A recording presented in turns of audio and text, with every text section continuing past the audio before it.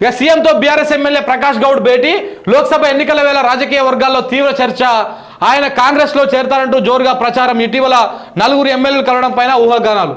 ఏం కాదు, పోయేటోడు పోతే పోనీరు, ఏమవుతుంది? పోవాలి, పోతే ఏమవుతుంది? పోతేనే తెలుస్తుంది.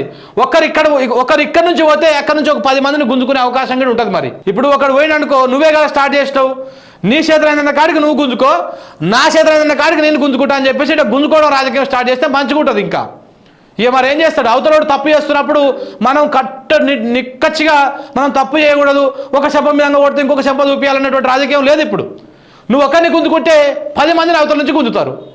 ఆ 10 మంది వస్తేందుకు కూడా సిద్ధమే ఉన్నారు. ఒక ముచ్చట చెప్తాను నేను, నాకు తెలిసినటువంటి విశ్వసనీయ సమాచారం. మన కేసీఆర్ని జగన్ పోయి కలిసిండు. ఈడ చాలా ఆసక్తికరమైనటువంటి చర్చ జరిగినట్టు మనకు తెలిసినటువంటి సమాచారం.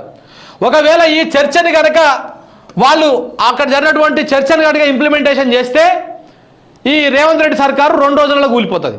కానీ కేసీఆర్ చాలా రాజకీయ నీతితోటి ఏమన్నాడు, మనం ఎట్టి పరిస్థితుల్లో కూడా ఎలాంటి ప్రభుత్వ వ్యతిరేక నిర్ణయము, ప్రజాస్వామ్యాన్ని అపహాస్యం చేసేటువంటి నిర్ణయాలు ఎట్టి పరిస్థితుల్లో కూడా తీసుకోకూడదు.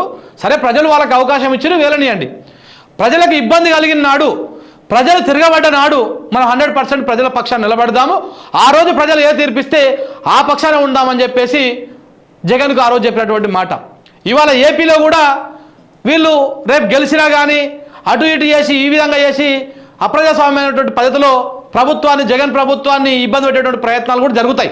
జరిగినా కానీ నువ్వు ఇట్లా ఉండకూడదు, ఇట్లా ఉండాలని చెప్పేసి వాళ్ళిద్దరూ ఆ రోజు మాట్లాడుకున్నటువంటి వ్యవహారం. కాబట్టి వీళ్ళు చేయాలని చూస్తే అది ఇంకా ఎక్కువయ్యేటువంటి అవకాశం ఉంటుంది. అది వీళ్ళే గేట్లు ఓపెన్ చేసినట్టు. ఇప్పుడు ఒక్కడు పోయి అక్కడ చేరైతే ఏమవుతుంది, మీరు తీసుకోవడం స్టార్ట్ చేశారు కాబట్టి మేము కూడా తీసుకోవడం స్టార్ట్ చేస్తామని చెప్పేసి వాళ్ళు స్టార్ట్ చేస్తే అసలు కేసరి వస్తుంది. ఆడ ఉన్నదే లింగులిట్టుకుంటే ఇంకొక 4 సీట్ల ఎమ్మెల్యేలు, 4 మాత్రమే ఎక్కువగా ఉన్నారు. ఆ 4 ఇక్కడ గుంజి పడేస్తామంటే అయిపోయాయి, సినిమా మొత్తం మారిపోతుంది. సో కాబట్టి ఆ నాగా తెచ్చుకుంటే అది రేవంత్ రెడ్డి సీటుకే ఎసరు వస్తుంది అనమాట. బడ్జెట్ సమావేశాల్లోనే కులగణన తీర్మానం చేస్తారంట. దానికి సంబంధించినటువంటి వార్త ఒకటి రాసిరు. ఇప్పుడు ఊళ్ళకి వస్తే ప్రజలు కూడా అదే అంటున్నారు, ఏంది సార్ ఈయన వచ్చి ఏమో చేస్తా ఉన్నాడు, ఈ మొత్తం ఆగమైతా ఉన్నాడు, మళ్ళీ మనం పాత ప్రభుత్వాన్ని పెట్టలేమా అని అంటా ఉన్నారు. అంటే ప్రజలు చెప్పేటువంటి మాట, అటెట పెడతాం మాట వెంటనే కుదరదు, 5 ఏళ్ళు దాకా ఆగాలి, 5 ఏళ్ళు ఆగినాక మళ్ళీ అప్పుడు ఓట్లు వస్తాయి మొన్న వచ్చినట్టు, అప్పుడు నీకు నచ్చిన వాళ్ళకి ఓట్లు వేసుకోవాలని నేను చెప్పుకుంటూ వచ్చిన. పంచాయతీల్లో ప్రత్యేక పాలన అంట. 12,769 గ్రామ పంచాయతీలకు అధికారుల నియామకం నేడు రేపు ఆదేశాలు వచ్చేటువంటి అవకాశం ఉంది. సర్పంచుల పదవీ కాలం అయిపోయింది కదా, ఇప్పుడు కార్యదర్శులను ప్రత్యేక అధికారులుగా నియమించి అది చేస్తారు. 6,956 మంది స్టాఫ్ నర్సులు తుది ఫలితాలు విడుదల చేసిన మెడికల్ బోర్డు 7,096 పోస్టులకు నియామకాల ప్రక్రియ, అర్హులైన అభ్యర్థులు లేక మిగిలిన 138 పోస్టులు, ఫైనల్ మెరిట్ లిస్టు, సెలక్షన్ జాబితా వెల్లడి, రేవంత్ చేతుల మీదుగా నియామక పత్రాలు. అసలు ఈ ఉద్యోగాలు ఇచ్చింది ఎవరు? కేసీఆర్ ప్రభుత్వం. ఇప్పుడు ఈ పత్రాలు ఇవ్వాలని చూస్తున్నది ఎవరు? రేవంత్ రెడ్డి సర్కారు. ఇప్పుడు ఏం చేస్తారు? రేపు ఇంకో బ్యాచ్ ఉంటుంది సోషల్ మీడియాలో, ఆ కొంతమంది బ్యాచ్ ఉంటుంది, వాళ్ళకు అసలు తెలివి ఉంటుందో ఉండదో అర్థం కాదు.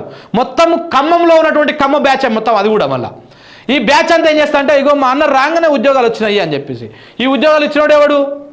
ఇప్పుడు దాంట్లో పత్రాలు ఇచ్చి ఫోజులు ఇచ్చేది ఎవడు ఫోటోకి? ఇట్లా ఇంకా ఈ పత్రికల్లో పెట్టి ప్రచారం చేసుకోవాలి. దీన్ని పెద్ద ఎల్బీ స్టేడియంలో పెద్ద టెంట్ వేసి పెద్ద కార్యక్రమం పెట్టి, ప్రభుత్వ కార్యక్రమం పెట్టి, మళ్ళా ఓ 20 కోట్లు ప్రభుత్వ సొమ్ము ఖర్చు పెట్టి ఈ నియామక ప్రక్రియ పత్రాలు అందించేటువంటి కార్యక్రమం చేద్దామని చూస్తారు వీళ్ళు. ఎందుకంటే ఫిబ్రవరి 1 తారీఖు నాడు వీళ్ళు టీఎస్పీఎస్సీ ద్వారా గ్రూప్ 1 నిర్వహించి గ్రూప్ 1 ఉద్యోగాలు ఇచ్చి వాళ్లకు నియామక పత్రాలు అందజేస్తా అని చెప్పేసి వీళ్ళు జాబ్ క్యాలెండర్ ఇచ్చారు. అది చేత కాలేదు, అది ఇవ్వలేరు. అది ఈ సంవత్సరం కాదు, వచ్చే సంవత్సరం కూడా ఇచ్చేటువంటి అవకాశాలు కనపడతలేవు.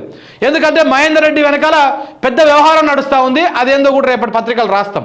సో కాబట్టి అది ఇవ్వలేం, కాబట్టి ఇది ఇచ్చి మేము ఉద్యోగాలు ఇచ్చామని చెప్పేసి ఒక కలరింగ్ ఇచ్చుకున్నటువంటి ప్రయత్నము ఈ ప్రభుత్వం చేస్తూ ఉంది. అది ఒకవేళ చేస్తే మనం దాన్ని బయలు చేద్దాం.